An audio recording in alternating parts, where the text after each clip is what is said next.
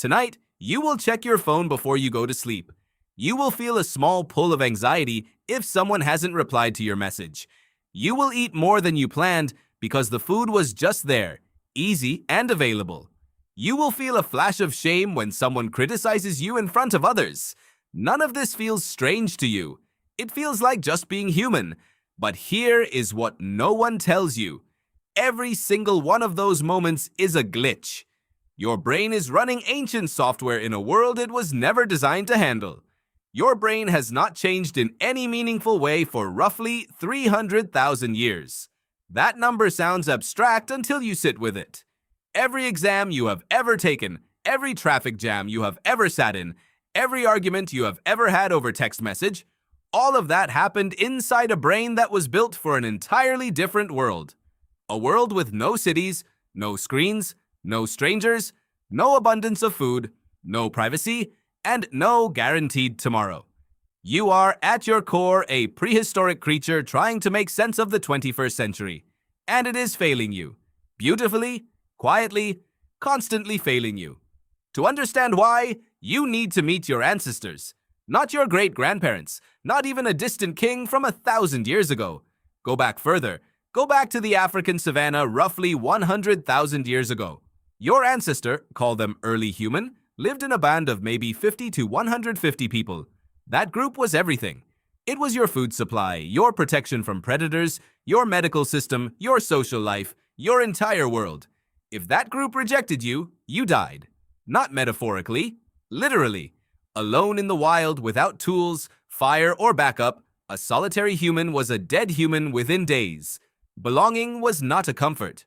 It was survival. Evolutionary psychologist Robin Dunbar spent years studying the relationship between brain size and social groups across primates. What he found became known as Dunbar's number. The human neocortex, the part of your brain that handles complex thinking, is sized precisely for managing relationships with around 150 people. That is your social ceiling, evolutionarily speaking. Above 150, your brain starts to struggle. It cannot properly track loyalties, debts, histories, and emotions for more people than that. Your brain was literally built for a village, not a city, not the internet, not a follower count of 4,000 strangers. So what happens when you walk into a crowded room full of people you do not know? Your nervous system does not read that scene as safe adults at a party. At a deep, ancient level, it reads it as a threat. Who are these people? Are they in my group? Do they accept me? That low-level hum of anxiety in social situations is not weakness. It is your ancestral software doing exactly what it was programmed to do: scan for group membership and protect you from rejection. This is why criticism stings so much. Researcher Matthew Lieberman at UCLA spent years scanning brains during social exclusion and found that social pain activates the same neural circuits as physical pain. The same regions. When someone dismisses you, mocks you, or leaves you out, your brain does not process it the way a rational modern adult might handle a minor inconvenience. It processes it like a wound. Because for your ancestors, social rejection was a wound. It was the beginning of death. Your brain learned, over hundreds of thousands of years, to treat being left out as a 5-alarm emergency. It never unlearned that. You are still running that program right now. Think about the last time you posted something online and then kept checking to see if anyone liked it. That was not vanity. That was your ancient group membership alarm quietly pinging, asking, "Am I still in? Do they still accept me?" The platform changed. The stakes changed. But the circuit firing in your brain is exactly the same one that kept your ancestor alive on the savanna. Now let's go deeper. Because it is not just your social brain that is stuck in the past. Your hunger is ancient too. For the vast majority of human history, food was not guaranteed. Your ancestors walked, hunted, foraged, failed, and went hungry, sometimes for days. When food appeared, the smart move was to eat as much as possible, as fast as possible, because you did not know when food would appear again. Your brain evolved a very simple, very powerful rule. When food is available, eat it. Do not stop until you are more than full. Store the energy. You might need it. That rule made perfect sense 50,000 years ago. It kept your bloodline alive through lean seasons, droughts, and failed hunts. But you live in a world now where food is available every 200 meters and engineered by scientists to be as stimulating to your brain as possible. Your ancient eat everything circuit did not get a memo about this. It did not evolve a new override switch. It is still doing what it always did, firing enthusiastically every time food appears, because your brain genuinely does not know that the feast is never going to end. Researcher Stephen Guyenet, a neurobiologist who studies the neuroscience of overeating, describes how the reward systems in your brain that respond to food were calibrated in an environment of scarcity. High-calorie foods, fat, sugar, salt, were rare and precious.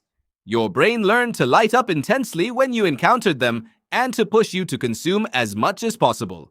Today, those same brain systems are being bombarded by ultra-processed foods designed to exploit exactly that ancient wiring. Your brain is not malfunctioning when you eat too much. It is executing perfectly on a program that was never designed for the world you live in. And now the strangest part, the part that sits quietly underneath all of this, your threat detection system. Early humans lived in a world where physical dangers were everywhere. Predators moved in the grass. A rustle in the undergrowth might be nothing, or it might be the last thing you ever heard. Evolution shaped a very particular survival logic. It is far better to assume danger and be wrong 100 times than to assume safety and be wrong once. Anthropologist Daniel Lieberman at Harvard, who has studied the evolution of the human body and brain extensively, describes this as the mismatch problem. The brain circuits built for a high-threat ancestral environment are firing inside bodies living in the safest period in all of human history. The threats have changed. The alarm system has not. This is why your mind drifts toward worst-case scenarios. Why you rehearse arguments that never happen. Why you wake at 3 a.m. and run through everything that could go wrong. Your brain is not broken. It is doing what brains were built to do. Patrol for danger, anticipate problems, stay alert.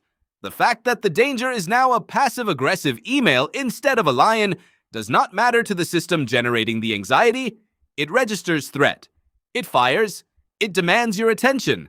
And it does this relentlessly because the ancestors who stopped paying attention did not pass on their genes. There is something almost poignant in this if you sit with it. You are not lazy when you struggle to resist food. You are not paranoid when you feel anxious in crowds.